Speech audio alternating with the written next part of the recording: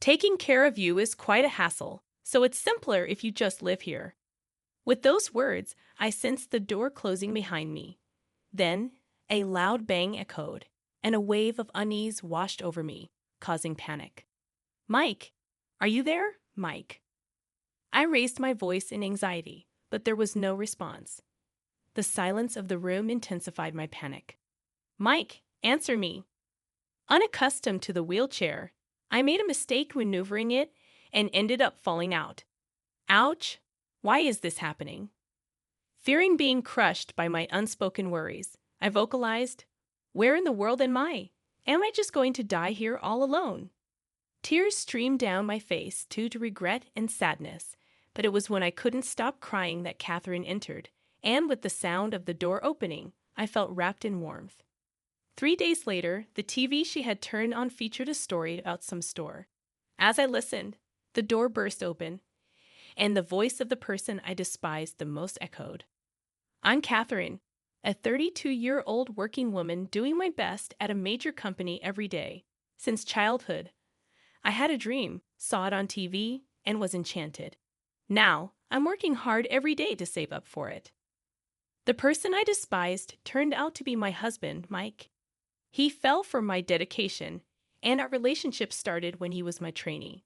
Smitten by my hard work, he supported my dreams, and after several years, we got married. Both of us working at major companies, financial issues weren't a concern even as I set aside some of my salary for my dream. Emily, my best friend since high school, shared the same dream, creating a deep bond between us. "Hey, Catherine, how's it going on your end?" Emily asked. "All good, Emily. How about you?" "We're just a bit short of our target amount." Emily and I supported each other, working hard to make our dreams come true. Before I knew it, my dream had become our dream. One of my monthly pleasures was checking the balance of my dream savings account, feeling excited as we got closer to realizing our dream. As I checked the balance this time, shock coursed through me. About $5,000 had been withdrawn from the dream savings account. Only 2 people knew of this account's existence, Mike and Emily. Out of them, only Mike knew where the passbook was. I rushed home and confronted Mike, who was casually lounging around. "Hey, did you just take out money from my dream savings without asking me?"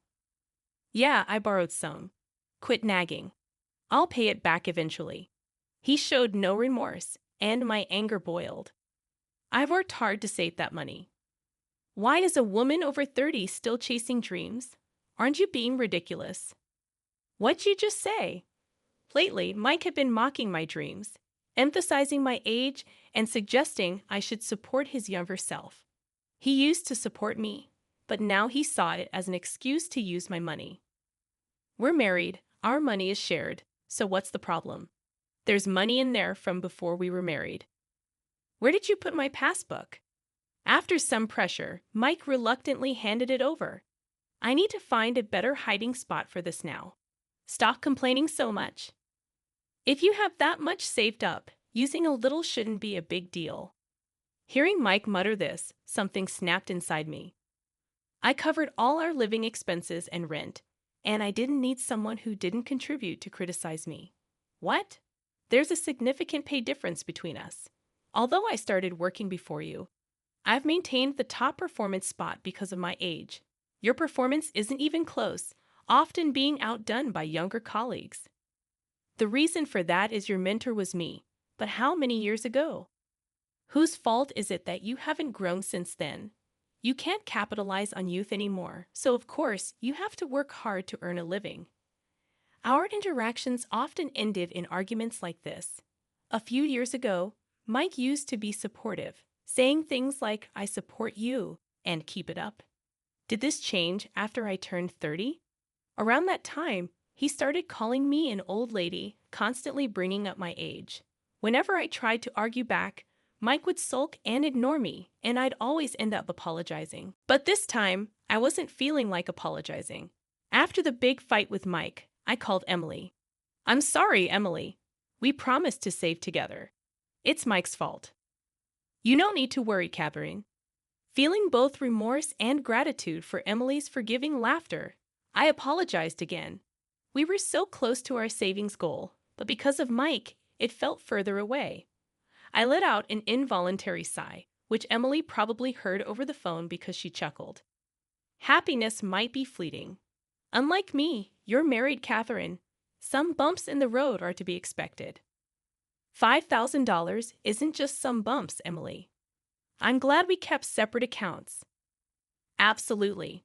We need to be more careful about Mike from now on. You can say that again. Then we chit-chat about trivial things until that moment. I hadn't imagined what was to come or thought our friendship could be broken. I was on my usual route to a sales appointment, reviewing contract details in my mind while crossing the pedestrian lane. Suddenly, a car that ran the red light was speeding towards me. Lost in thought, I noticed it too late.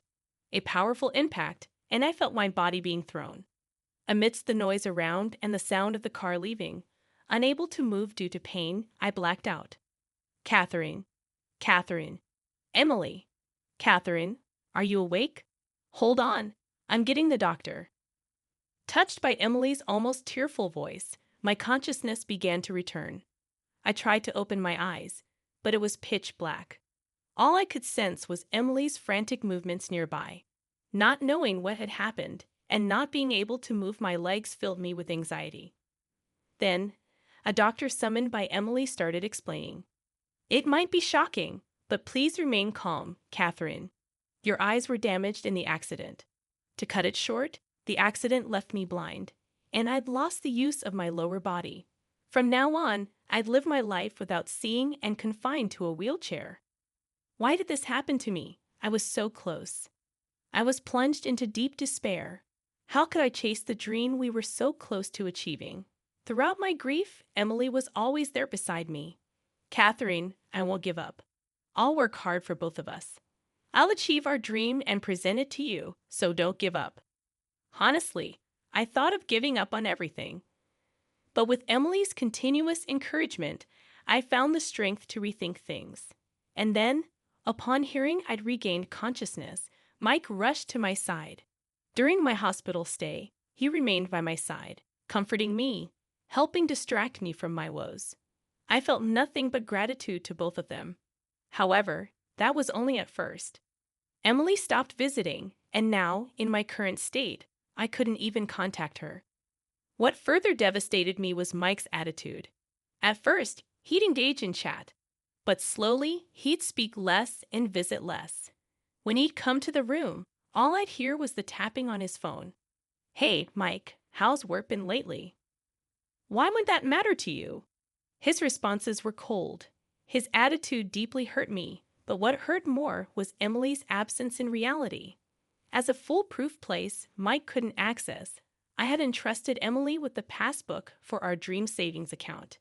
It's a dreadful thought, but had she stopped coming because she'd gotten hold of that passbook? Maybe Mike never really cared about me. With these thoughts, I grew more despondent.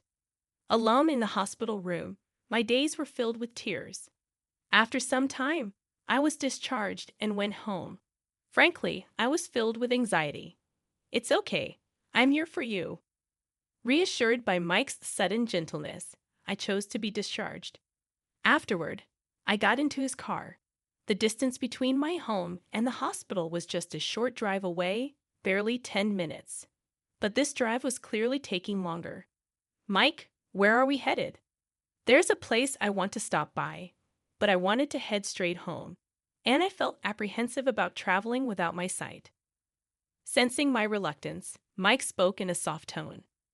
There's a place that'll help take your mind off things, even if you can't see. It's related to your dream, you know, my dream. The first person who came to mind upon hearing that was Emily.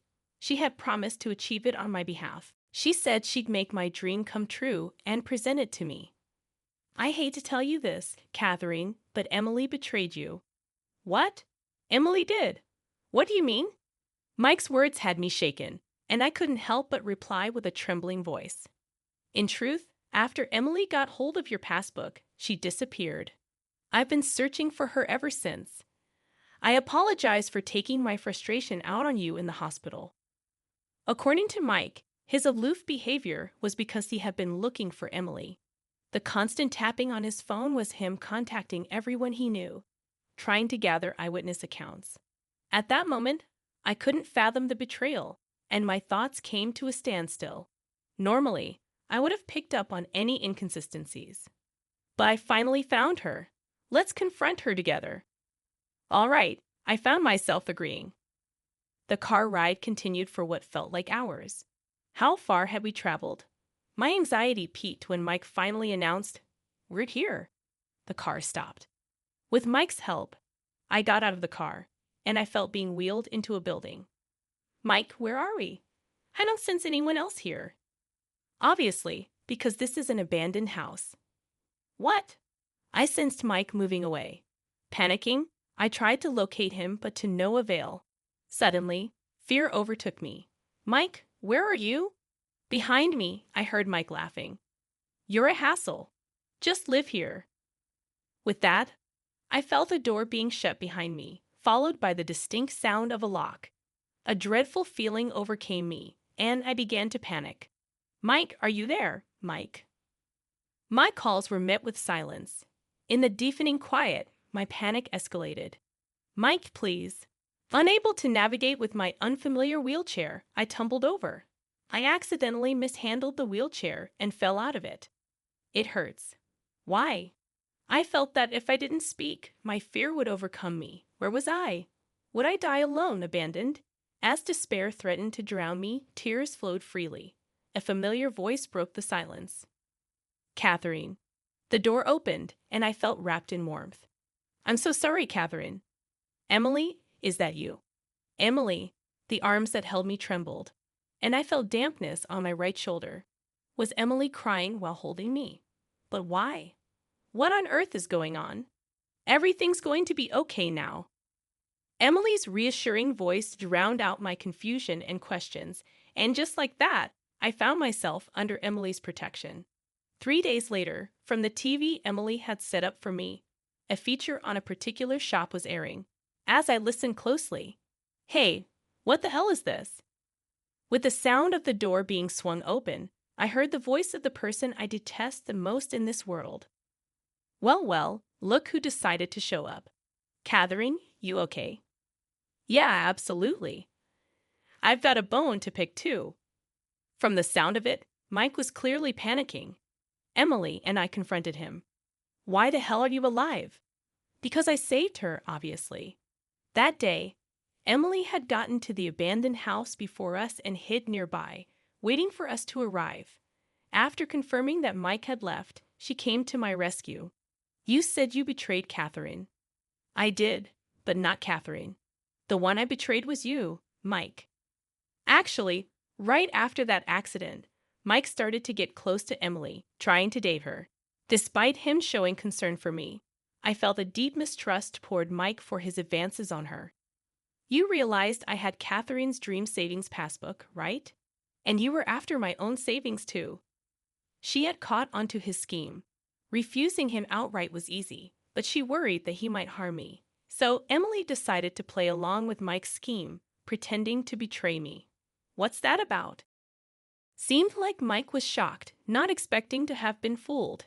Emily had moved her savings to a different account, and to gain his trust, she handed over the empty passbook to Mike. Her strategy of keeping him from using the funds in the passbook was really admirable. While Mike was off guard, she went ahead and bought the abandoned house he had left me in. If you leave her in that abandoned house, she'll never be found. That way, everyone will think she just disappeared because she couldn't handle the situation. She had instigated Mike with that idea. As a result, Mike, without any suspicions, left me in the abandoned house, and I was safely retrieved by Emily. You were so gullible, Mike. Thanks to you, we could achieve our dream of opening our vintage cafe. Yes, our dream was to run a vintage cafe. Emily had renovated the abandoned house, and it had its grand opening just yesterday. And until a while ago, they were doing a live TV broadcast of it. What had been playing on TV was from that time. Mike probably saw the broadcast in real time and rushed over. That can't be. I can't have been deceived. Excuse me. As Mike was in a state of shock, there was the sound of a group entering the cafe. Emily whispered to me that it was the police. Apparently, she had called them. We need to discuss the matter of Miss Catherine. I didn't. Here, this is the evidence. Please take it. Thank you for your cooperation. After that, I heard Mike being taken away by the police, shouting loudly. I thought I heard him call out for my help, but I ignored it. He's gone. Yes, with Mike gone, the cave went silent. Catherine, what's wrong? I'm sorry, give me a moment. I couldn't help but cry. We had finally achieved our dream of opening the vintage cafe. I had worked so hard to create a relaxing space for everyone. Despite that, considering my current state, not only managing the cafe, but even being a burden to Emily was on my mind. Right now, we might have customers because we're new, but there's no guarantee they'll keep coming. With these thoughts, I couldn't stop crying. There's still hope. Maybe I can still see. In fact, I had eye surgery at the time of the accident, and because of that, I currently wear an eye patch. However, the possibility of being blind is high, and even if not, I was told my vision would be significantly impaired. With my lower body paralyzed, the suspicion of Emily's betrayal and Mike's attitude, my weakened state prevented me from removing this eye patch, making me believe I had lost my vision. I kept my promise to make our dream come true. So let's go to the hospital together. I nodded in response, and on our day off, Emily took me to the hospital. When the eye patch was removed, I was able to perceive light. With some adjustments like glasses, you should be fine. The doctor's words brought great joy to Emily. Honestly, I couldn't see her expression, but I thought I'd give it another shot and keep pushing a bit longer.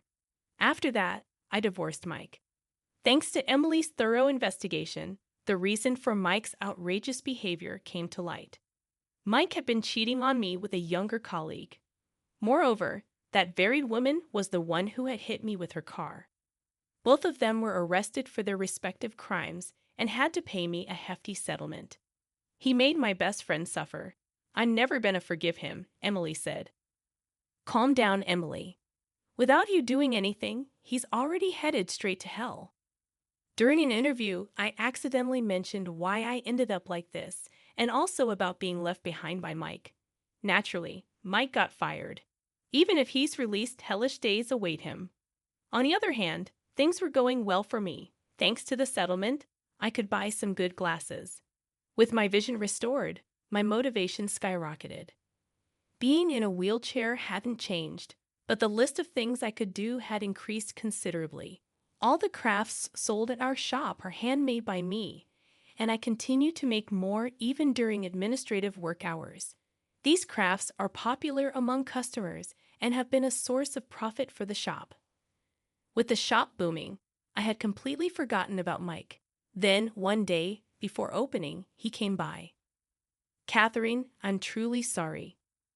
We ignored him and carried on with our usual pre-opening routine. Hey, you! A customer called out to him. Huh, aren't you the guy who left his wife? What the heck are you doing here showing your face so shamelessly?